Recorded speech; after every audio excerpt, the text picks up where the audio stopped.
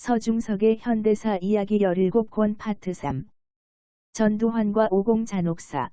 5번째 마당. 이른바 제5공화국을 만들기 위한 작업으로 새 헌법을 만든 전두환 신군부는 이제 정당 만들기에 박차를 가했다. 어쨌든 대선도, 총선도 치러야 하니까 정당 만들기에 돌입한 것이다. 1980년 6월 20일경 전두환은 권정달 보안사 정보처장, 이종찬 중앙정보부 총무국장, 이상현 보안사 정보처 보좌관, 윤석순 중앙정보부 총무부국장, 이상재 보안사 언론 담당관 등 5명에게 신당을 만드는 사업의 실무 역할을 맡겼다. 민주정의당, 민정당은 이러한 과정을 거쳐 탄생하는데 보안사가 중심이 돼서 민정당을 뚝딱 만들어낸 것으로 알려져 있다. 전두환을 총재로 한 민정당은 1981년 1월 15일 창당대회를 열었다. 민정당 등 전두환 신군부 권력에 의한 정당 만들기 작업은 한국 정당사에서도 유례가 없는 희대의 희극이었다. 공장에서 물건을 만들어내듯 정당을 만들어냈는데, 야당으로 민한당과 국민당을 만들었는데, 이 작업은 중앙정보부가 주로 주관한 것으로 알려져 있다. 제2당 격인 민한당에는 예전에 야당을 했던 사람들이 많이 들어갔다. 이뿐 아니라 전두환 신군부는 진보 정당 분위기를 풍기는 정당도 만들게 했다.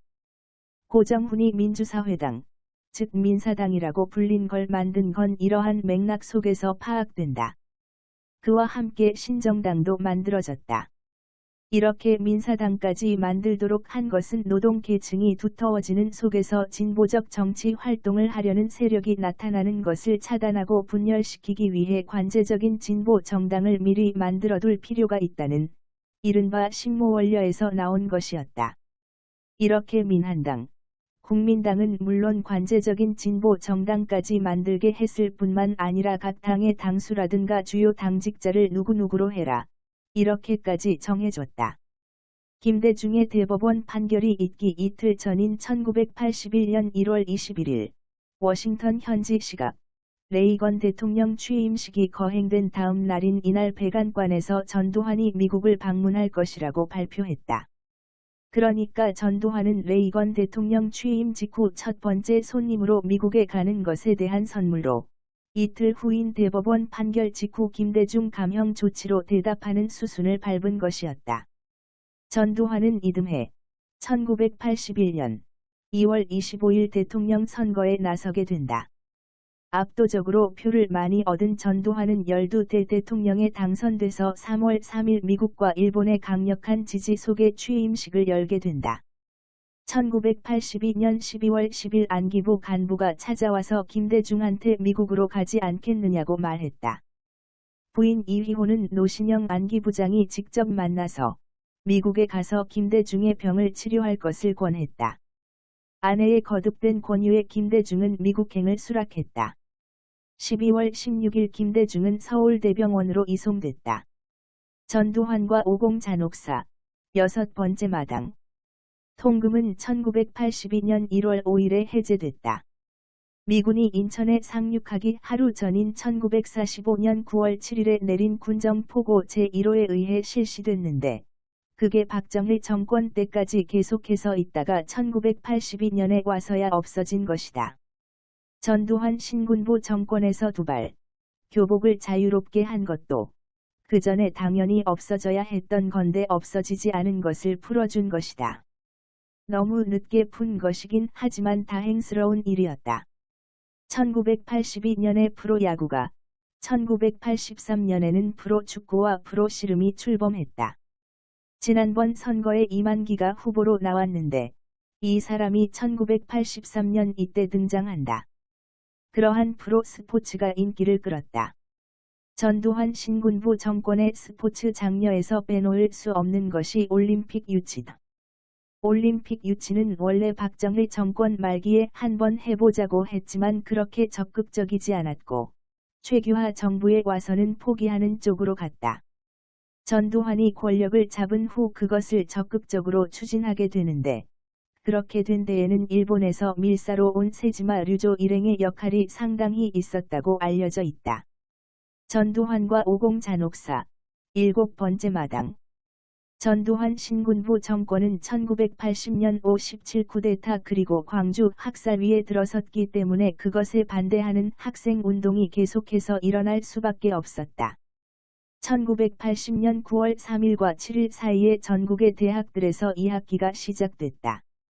5월 17일에 쿠데타가 일어나면서 문이 닫혔던 대학들이 109일이 넘는 휴교를 끝내고 학생들이 다시 학교에 모이게 된 것이다. 문을 열자마자 바로 전두환 신군부 정권을 규탄하는 유인물이 돌고 시위가 일어났다. 사복 경찰이 캠퍼스 곳곳에 상주했기 때문에 시위를 하기가 어려웠지만 그럼에도 학생들은 들고 일어났다. 9월 8일에 이미 경희대에서 살인마 전두환을 민족의 이름으로 처단하자라는 제목의 유인물을 뿌리고 계엄 해제 등을 외치다가 6명이 잡혀갔다. 그 후에도 여러 대학에서 학생들이 들고 일어났는데 특히 10월 8일 한신대에서는 교내에서 농성한 146명이 전원 연행되고 휴교령이 떨어지는 사태가 벌어졌다. 10월 17일에는 고려대에서 500여 명이 참여한 시위가 일어났다. 반파쇼 민주화의 횃불을 높이 들자라는 제목의 선언문을 뿌리고 교내를 누비며 학생들은 교내에 진입한 경찰에 강제 해산될 때까지 시위를 계속했다. 이 시위로 46명이 구속됐고 여기에도 다음 날 휴교령이 떨어졌다. 그 후에도 성균관대, 숙명여대, 연세대 등 여러 대학에서 12월까지 시위가 벌어지고 유인물이 배포됐다. 그런 속에서 무림, 항림, 불임이라는 기이한 이름을 가진 사건이 발생했다. 이름만 놓고 보면 당시 인기리에 읽혔던 무협지에 등장할 것 같은 사건들이 계속해서 일어나게 된다. 전두환 신군부가 광주에서 저지른 만행에 분노하던 학생들의 분위기도 있었다. 이러한 비판을 받고 하면서 대학의 침체 상태를 극복하기 위해 이 언더그룹에서 투쟁에 나서게 된다. 그래서 1980년 12월 11일 서울대에서 반파쇼 하고 투쟁 선언을 뿌리며 시위를 주도했는데 현장에서 10여 명이 연행됐다. 이 유인물에서 학생들은 국내 매판 지배 세력, 즉 국내 매판 독점 자본과 매판 관료 집단, 매판 군부를 우리의 적으로 규정하고 매판 파쇼 정권을 지지하는 미국과 일본이 우방일 수 없다고 비판했다. 이 유인물의 제목 아래에는 이란의 팔레비와 니카라과의 소모사를 능가하는 악랄한 살인마 전두환에 맞서서 이 땅의 민주주의와 통일을 위해 몸 바친 2000여 광주의 넋 앞에 이 글을 바친다라고 쓰여 있었다. 당국은 이 사건이 언론에 크게 보도되도록 했다. 이 사건에 대해 공안 당국은 무림 사건이라고 이름을 지어주었는데 9명이 구속되고 90여 명이 강제 임명됐다. 정체를 뚜렷이 알 수 없고 안개 속처럼 모호하게 연결돼 있다고 해서 무림이라는 이름을 붙였다. 무림 사건이 주목받은 것은 그러한 주장과 연결해 반전두환 신군부 투쟁을 벌인 학생운동 사건으로 1980년대에 첫 번째로 크게 터진 게 바로 이 사건이라고 보기 때문이다. 무림 사건과 대칭적으로 얘기되는 것이 항림 사건이다. 선도 투쟁을 강조하면서 무림 쪽 언더 지도부를 비판하는 목소리가 강하게 나왔는데 그게 바로 나중에 항림으로 불리게 되는 이쪽이다.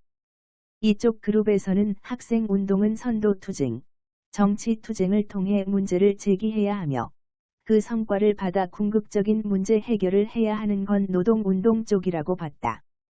이런 입장을 가진 학생운동권은 이선근이 중심이 돼서 1981년 2월에 흥사단 아카데미를 기반으로 서울대, 성균관대, 이화여대 등 서울에 있는 대학과 부산, 광주 학생들을 연결해 전민학년이라고도 불리는 전국민주학생연맹을 결성했다. 전민학년은 여러 대학에서 반정부 시위를 벌였다. 1981년 3월부터 6월까지 서울대, 부산대, 동국대, 성균관대 등에서 시위를 벌였다. 그러다가 1981년 6월 이태복과 이선근이 남영동 치안본부에 연행되면서 항림 사건이라고 불리는 사건이 터지게 된다. 이태복, 이선근은 남영동 치안본부 대공분실로 끌려갔다. 수사 당국은 내가 바로 코뮤니스트지 라며 물고문 등의 고문을 했다. 이렇게 일주일 동안 물고문, 전기 고문, 발바닥 고문 등 각종 고문을 당했다. 이태복은 무기징역을 선고받았다. 부산 민주화 운동 세력 겨냥한 조작극, 불임 사건. 불임 사건의 경우 무림, 항림 사건과 이름은 비슷하지만 불임 사건은 그 사건들하고 성격이 또 다르다. 항림이나 무림의 경우 학생들이 투쟁을 하려고 했고 실제로 했지만, 불임의 경우 그렇지 않다. 직접 시위를 벌이거나 하지 않았는데도 사건에 휘말렸다. 1981년 5-6월에 부산대에서 학생 시위가 일어났다. 그러자 당국에서 수사를 벌였는데 이호철을 주모자로 지목했다. 이 사람이 항림 사건과 관계가 있다는 것이 드러나자 공안 당국은 부산에 있는 민주화 운동 세력을 일소하기 위한 조작극을 벌였다.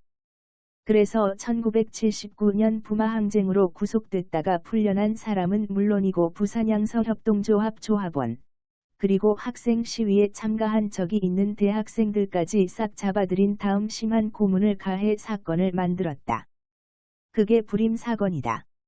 항림, 불임 사건 관계자들이 잡혀간 1981년에는 시위가 더 커졌다. 1981년에도 수많은 유인물이 대학가에서 돌았다. 또 1000명 넘게 참여한 시위가 성균관대, 서울대, 연세대에서 벌어지는 등 여러 대학에서 시위가 계속됐다.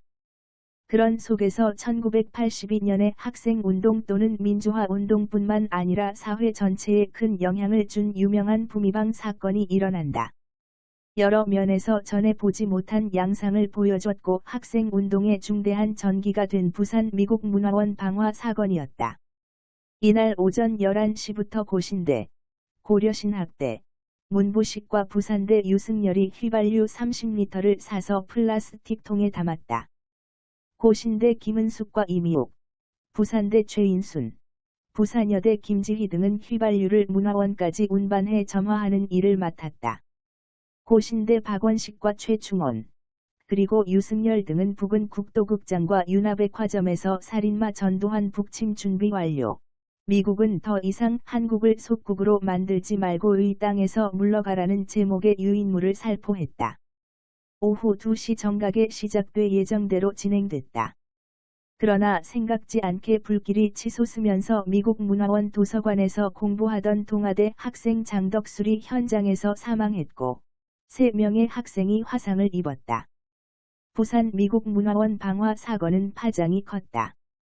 이 사건 관련자들이 대부분 보수적인 고신대 학생들이었다는 점도 눈에 띄었지만 특히 이 사람들이 이렇게 부미방 사건을 일으킨 건 광주 때문이었고 그와 함께 미국의 책임을 묻는다는 걸 명백하게 들고 나왔다는 점이 커다란 파장을 몰고 왔다.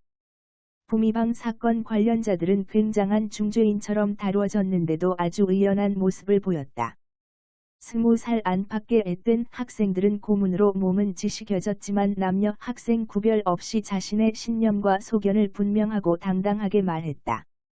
왜 미국 문화원에 불을 질렀으며 자신들의 행위가 왜 정당한가를 서슴지 않고 얘기했다. 그런 면에서도 1980년대 학생운동의 중요한 특징을 보여줬다.